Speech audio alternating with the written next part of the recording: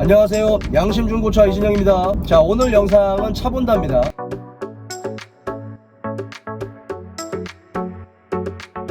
오늘 제가 봐드린 차는 랜드로버 디스커버리 4 3.0 STV6 SE 모델입니다. 2016년식이고 98,000km 정도 탄 완전 무사고 차죠. 구입을 위해서 저한테 차 본다를 의뢰하셨어요. 그래서 제가 인천의 엠파크 매매단지에 와서 차를 확인하고 그 내용들을 고객님께 다 전달해드렸습니다.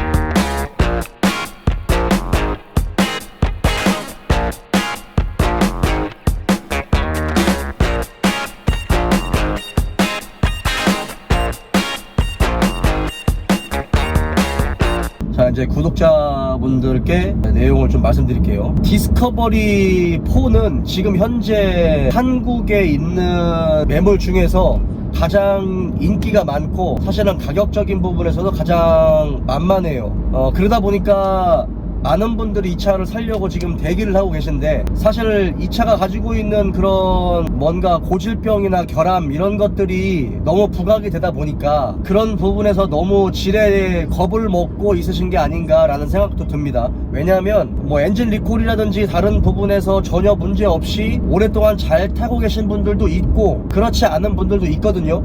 근데 이제 이게 워낙 이런 고질병들이나 이런 것들이 좀 약간 부각되다 보니까 너무 큰 단점으로만 생각하는 게 아닌가라는 생각이 듭니다. 근데 어쨌든 간에 차가 그만큼 풍부한 감성을 주는 만큼 불편함을 주는 것들도 없지나마 있겠죠. 그러기 위해서는 차를 정말 하나하나 따져봐야 되고, 이게 사진상의 내용과 실제 현장에서의 차 상태는 전혀 다르다라는 거, 더 좋을 수도 있고 더 안 좋을 수도 있다라는 걸 좀 아셨으면 좋겠습니다. 자, 오늘 제가 차를 두 대를 봤어요. 수원에서 한 대 보고 인천에서 한 대를 보고, 비슷한 그런 차인데 이 두 개를 보고 이제 인천 걸로 결정을 내렸습니다. 자, 먼저 인천에 있는 차 같은 경우는 타이어 내짝을 바로 교환해야 돼요. 그러니까 우리가 중고차를 처음 매물을 딱 봤을 때 뭔가 이렇게 상품으로 잘 만들어져 있다 라고 판단되는 걸 이제 눈으로 확인할 수 있는 그런 부분들이잖아요. 실내가 깨끗하냐, 타이어 상태가 양호하냐. 근데 일단 기본적으로 타이어가 맨들맨들했어요. 그거는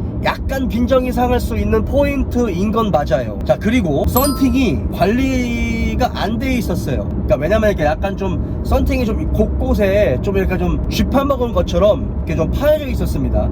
그러면 이제 소비자 입장에서는 눈에 바로 띄는 부분이기 때문에 그런 부분들은 조금 좋지 않죠. 차주 딜러분이 그런 부분에서는 조금 신경을 썼다라면 조금 더 좋지 않았을까, 그런 것들은 좀 아쉬운 부분들이 있어요.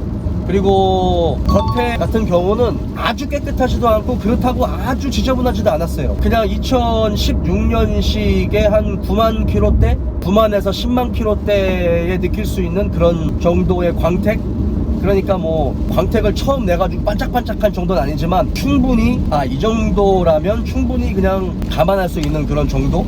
왜냐면 이제 저도 중고차 딜러지만 어쨌든 제가 차 본다를 의뢰받아서 차를 보는 부분이다 보니 어쨌든 간에 높은 기준의 잣대를 댈 수밖에 없거든요. 그러니까 높은 기준의 잣대로 봤을 때 그렇다는 이야기입니다. 차는 지저분하지 않았어요. 깨끗했어요. 실내는 일단 기본적으로 사람들이 썩 좋아하는 실내는 아니에요. 왜냐면 실내가 베이지 시트였으면 훨씬 더 좋았겠죠. 근데 이제 그냥 일반 검은색 시트이기 때문에 그런 부분에서는 좀 너무 무난했다. 우리가 중고차를 사기 위해서 가장 중요한 건 엔진, 미션, 그 이외의 주요 부품들, 차체, 소모품들, 지금 현재 컨디션, 이런 것들이 중요하죠. 시운전을 했을 때 느낌은 나쁘지 않았어요. 근데 시운전은 이번에는 제가 하지 않았습니다. 왜냐면 차주 딜러분이 직접 운전을 해주셨어요. 그래서 이제 카센터로 왔다 갔다 하는 동안에 방지턱도 넘어보고 여러 테스트를 해보고 했을 때 뭐 느낌이 나쁘지 않았어요. 뭐 잡소리가 나거나 그런 거는 전혀 없었습니다. 리프트 올려서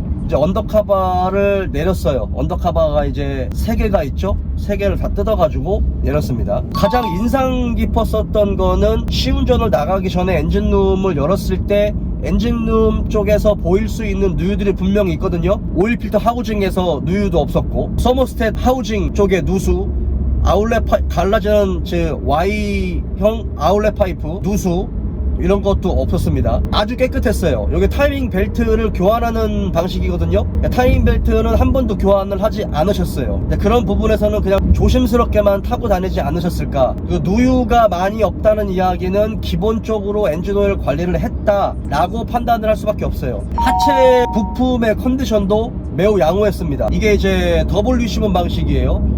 어퍼암이 있고 밑에 로어암이 있고 그 다음에 컨트롤암이 있고 여러가지 각종 압류들이 있는데 그 압류들의 컨디션과 고무 부트의 컨디션이 괜찮았어요. 상당히 좋아 보였습니다.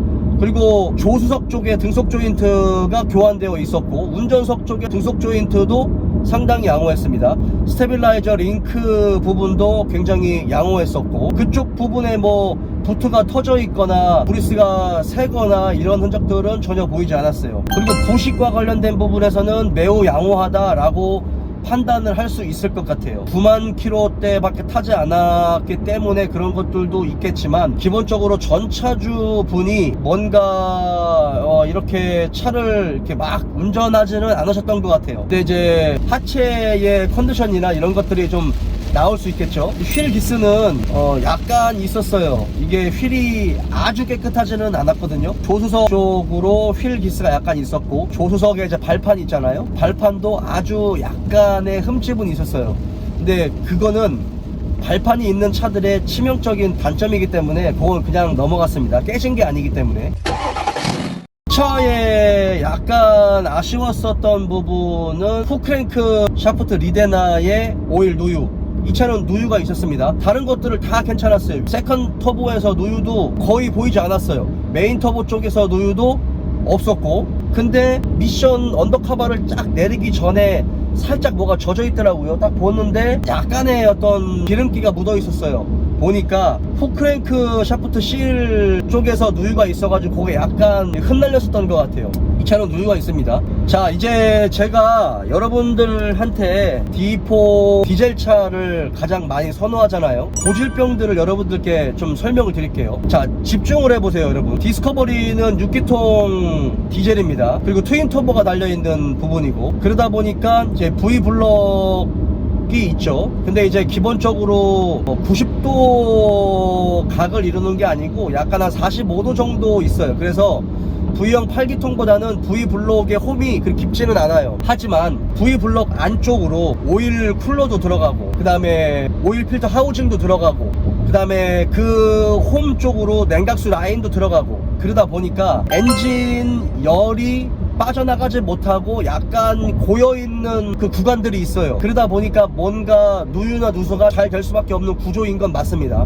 그래서 오일 필터 하우징 쪽에 누유가 많이 있는지도 봐야 되고 누유가 있다 하더라도 이게 오일 필터를 빼면서 묻은 거냐 아니면 진짜 그 고무 오링이 문제가 생겨서 누유가 있는 거냐라고 하는 건 육안으로 볼 수 있어요. 그 구조만 아신다면. 그리고 아까 제가 말씀드린 것처럼 V블록 안쪽으로 냉각수 플라스틱 파이프가 들어가거든요. 그 파이프도 이중접합으로 되어 있는 것도 있고 그냥 통으로 되어 있는 게 있어요. 근데 플라스틱 파이프 같은 경우는 이게 워낙 열이 많이 고여 있는 거다 보니까 오링이 있는 이 부분들이 삭아가지고 딱딱해지거나 오링이 눌려서 경화되는 경우 누수가 됩니다. 그런 것들도 눈으로 조금만 관심이 있으면 확인할 수 있는 부분들이에요. 그리고 이제 그 로코암 카바 같은 경우는 단순하게 로코암 카바는 엔진 그 헤드 카바만 있는 게 아니고 오일 세퍼레이터 역할까지 같이 할 수 있는 그런 부분들이에요. 그래서 엔진룸을 열어서 정면을 보면 그 흡기 플랩이 보여요, 여러분. 근데 이제 디젤차 같은 경우는 스로틀 바디라고 부르지 않아요. 가솔린은 스로틀 바디가 움직이잖아요. 악셀의 각도에 따라서 스로틀 바디가 각도가 이렇게 열려요, 플랩이. 근데 이제 디젤 같은 경우는 그냥 온, 오프 되는 거다 보니 그 부분의 그 흡기 라인이 D4 같은 경우는 로코암 카바랑 연결이 돼 있어요. 그 연결되어 있는 부분이 잘 깨집니다,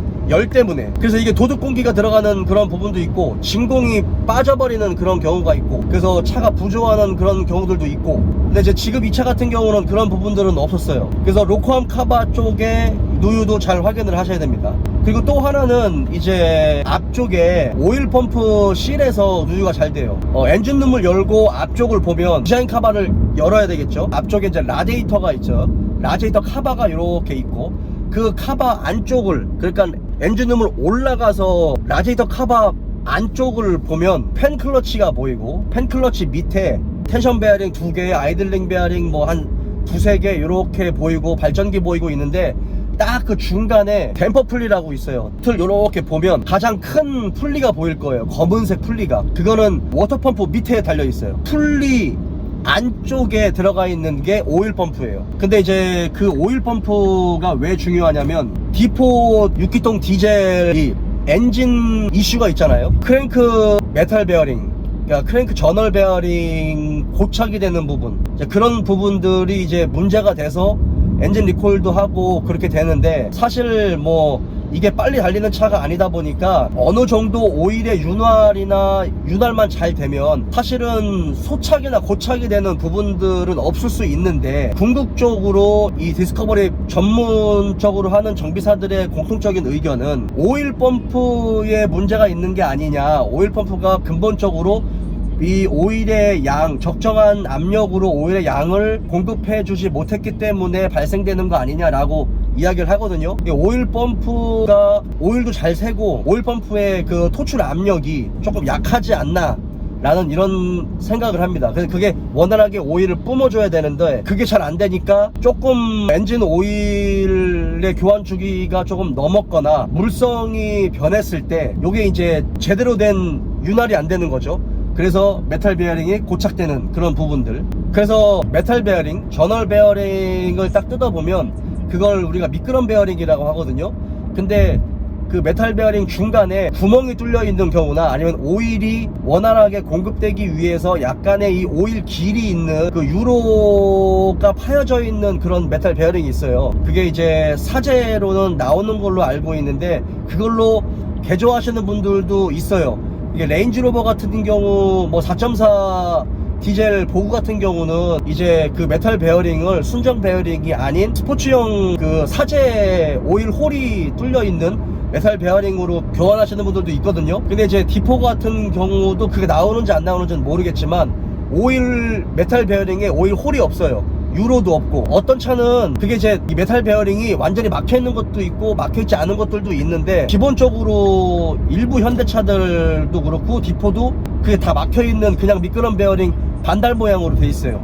그래서 이게 오일 펌프에서 이 적정한 오일의 토출 압력이 가장 중요하거든요. 근데 이제 그 부분이 좀 약한 것 같아요. 이 차도 확인을 해봤더니 이제 그 부분에서의 누유는 없었습니다. 그래서 매우 양호했고, 뭐 양쪽에 멤버라든지 에어 서스펜션의 이런 컨디션, 그 다음에 에어 서스펜션의 작동, 이런 것들도 다 잘 되고, 뭐 시운전 했을 때 뭐 로우암 쪽이나 어퍼암 쪽에서 잡소리나 이런 것들은 전혀 없었어요. 후 크랭크 샤프트 리테이너 같은 경우는 미션을 내려서 작업을 해야 돼요. 보험회사에서 이거를 잘 작업을 해줄지 아니면은 성능 보증을 잘 해줄지 안 해줄지 모르겠어요. 왜냐면 이게 보험회사들도 워낙 이런 일들이 많다 보니까 얘네들도 잘 안 해주려고 하는 것 같아요. 그 부분은 제가 차주 딜러와 이거를 의뢰하신 의뢰자분이 그 상의를 하셔가지고 진행을 하셔라 라고 말씀을 드렸고, 일부